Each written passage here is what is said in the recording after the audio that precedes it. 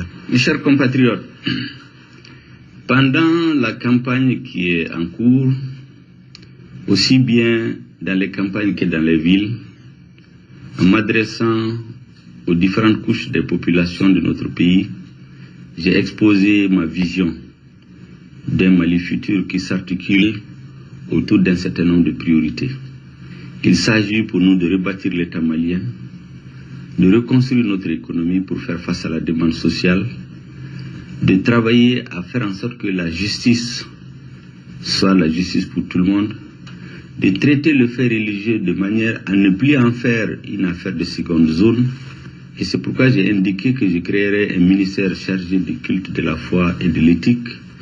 J'ai indiqué aussi pendant cette campagne que l'une de mes priorités, c'est de donner espoir à la jeunesse et m'occuper en priorité des femmes, l'épanouissement de la femme malienne.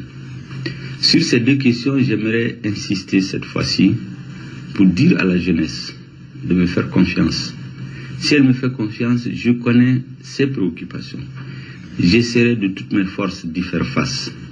Il en est de même pour la femme malienne, sur laquelle repose l'éducation de nos enfants, sur laquelle repose une bonne partie du poids économique de notre pays.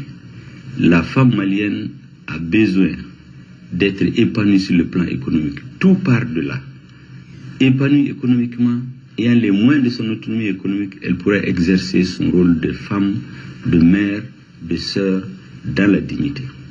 Je voudrais aussi m'adresser aux forces armées de sécurité. Je l'ai déjà dit plusieurs fois. La sécurité est notre priorité numéro 1. Si je suis élu président, l'armée malienne, c'est la restaurer. Elle sera équipée, que ce soit en aéronef de combat, en hélicoptère, en armement de tout genre. Elle sera au centre de notre politique de défense. Je voudrais aussi m'adresser aux forces armées de sécurité. Je l'ai déjà dit plusieurs fois.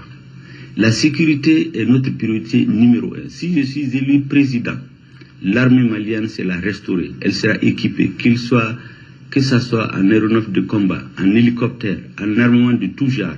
Elle sera au centre de notre politique de défense. Je travaillerai à avoir une diplomatie active, discrète, efficace, essentiellement tournée vers le développement.